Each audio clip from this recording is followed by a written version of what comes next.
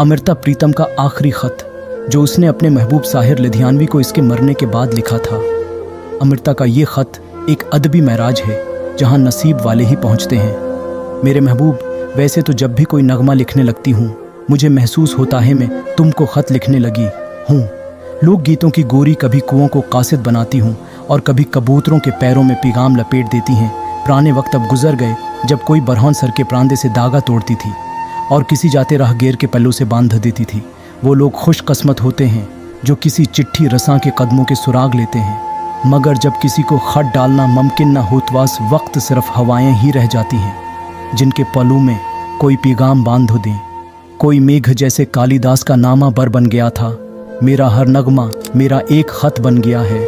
मुझे याद है जब मैंने पहले तुम्हें लिखा था, एक बेगाना गांव था और मैं सोचने लगी थी कि गांव बेगाना है मगर तुम क्यों बेगाने नहीं। एक दिन मेरे घर की दहलीज को तुम्हारे कदमों ने छुआ, मैंने तुम्हारी आवाज़ सुनी तो मुझे महसूस हुआ जिस हवा में तुम्हारी सांस मिली है उसमें एक महक आने लगी है। एक दिन तुम आए, तुम्हारे हाथ में कागज़ था, मैंने कहा पढ़कर सुनाओगे और तुमने अपना नगमा पढ़कर सुनाया।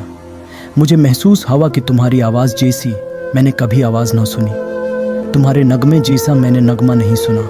मैं फिर आऊँगा, ये ज़िंदगी में तुमने पहला कॉल दिया था, मुझे ज़िंदगी में तुम्हारा पहला ख़त मिला।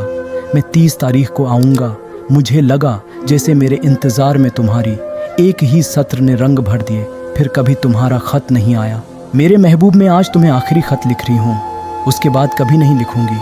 और जब तुम मेरे जंगली गीतों को पढ़ोगे तो ये ना सोचना कि मैं तुम्हें ख़त लिखना भूल गई हूँ। मैं उन हाथों से सिर्फ जंगली गीत लिखूँगी और एक नई सुबह का इंतज़ार करूँगी जो सियाह निज़ाम को बदल दे, दुनिया के उस निज़ाम को बदल दे जो शिकारियों और लीडरों को पैदा करते हैं। और अगर मेरी ज़िंदगी में वो नई रोशन सुबह आई तो मैं तुम्हें अपने प्यार का सुनहरी ख़त लिखूँगी।